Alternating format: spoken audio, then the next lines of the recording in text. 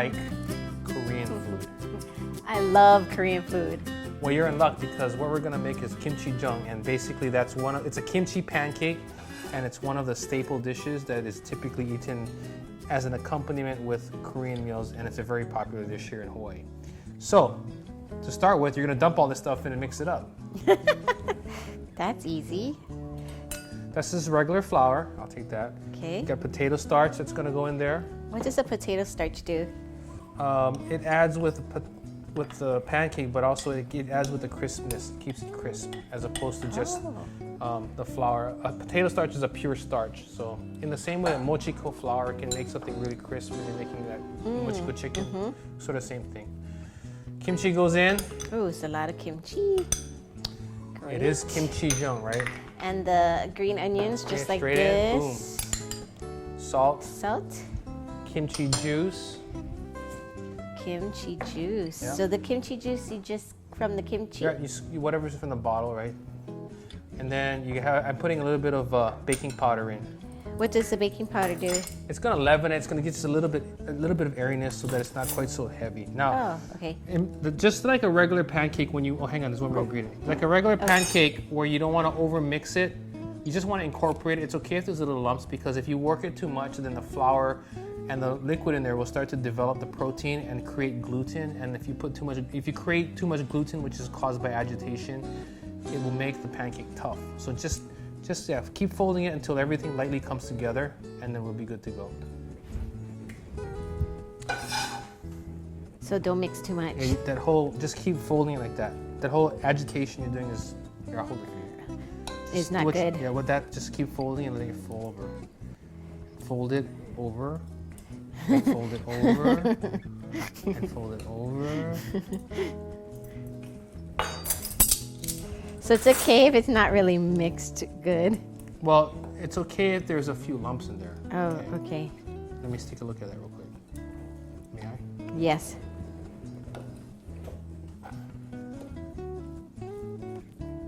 So what we're creating is the mix here, and it's sort of I guess you would call it a paste or a. It's very.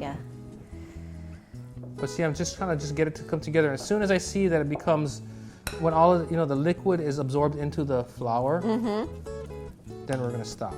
Now this recipe can make 3 decent sized pancakes. You can make small ones if you want, but I want to make a decent sized one because what typically happens is you make a good sized one, and then it's cut into pieces, right? So that's what I'm gonna do. This recipe should make 3, okay?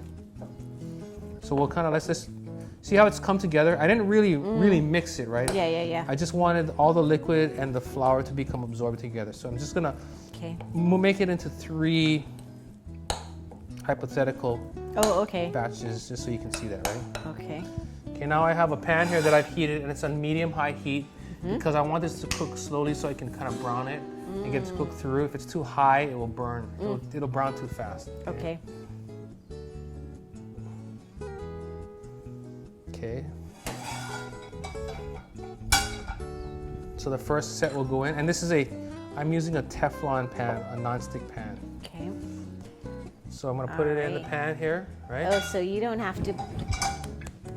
I'm gonna do it in the pan.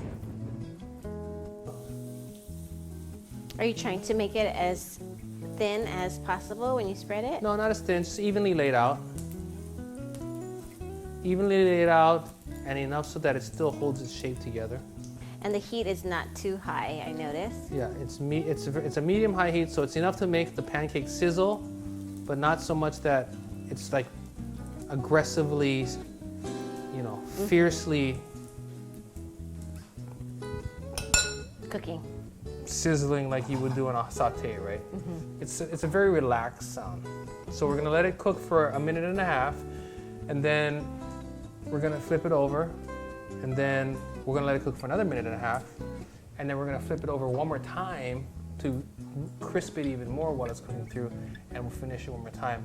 Eventually we'll go through all these, and you'll see me flip this, but we'll repeat the process with the rest, and then we'll have 3 pancakes to work with. And then depending on what you want to do, you would multiply the recipe X number of times. But the recipe is usually good for what we would consider one meal service, I guess, right?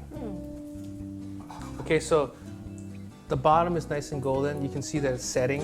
Okay. Now I'm gonna flip it over. And you're flipping it with a spatula because you're using a Teflon pan. Right. Oops. Oh, that's nice.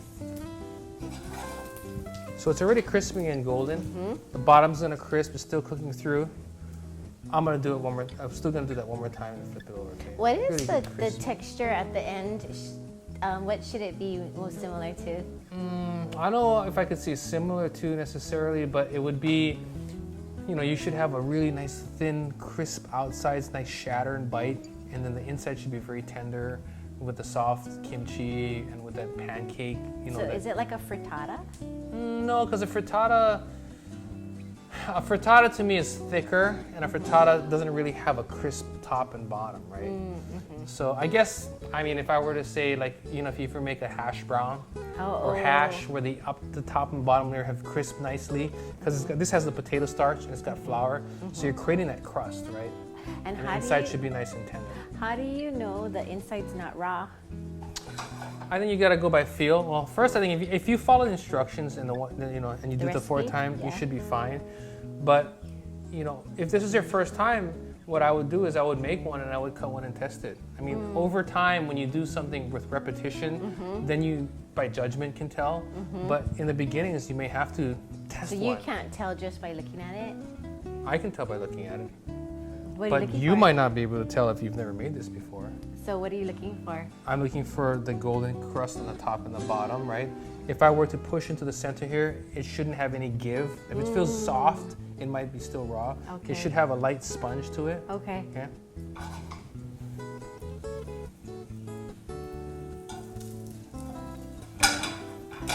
So I'm gonna, again, crisping once this side, and then I'll flip it one over, and then I'm gonna put in paper towels so that it Absorb the can oil. absorb, yeah.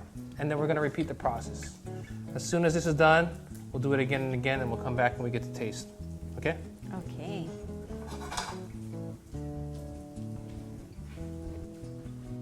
Looks good. So we have two done. Okay. We've got the one more here. And so you can see the three. And see how they're nice and golden on the top? Yes. Golden on the bottom, the inside should be nice and tender. I like how you layered it like pancakes. What can you say, right? So you can take these now and you can cut them. You cut them into pieces and people share them, or you can put them on. People can break pieces off. You know, it can be very. What is the traditional way that you have it, like in Korea? Usually, if I understand correctly, I've spoken to one of our district managers who is Korean. They'll make them and people will break pieces off. Okay. Yeah. So I'm gonna cut pieces though. So we have the one that we just made here. And I'll cut it into small pieces. And I made a quick dipping sauce. And the sauce is soy sauce, or shoyu in Hawaii, and a little bit of rice vinegar and sesame oil. Sort of a staple sauce we use. And then you can eat it with the dipping sauce, or you can eat it without the dipping sauce, as your preference. But usually when a meal is served, this will be one of the pieces of a greater array of dishes. And you can eat this for breakfast, lunch, or dinner. Typically, it's more of a lunch dinner type item, but okay. I think it looks good. Looks good. It smells good. It's hot. It's very hot, so be careful. While Cheryl's tasting hers, let me tell you guys, for more recipes like this, you can visit us at foodland.com. I like the kimchi.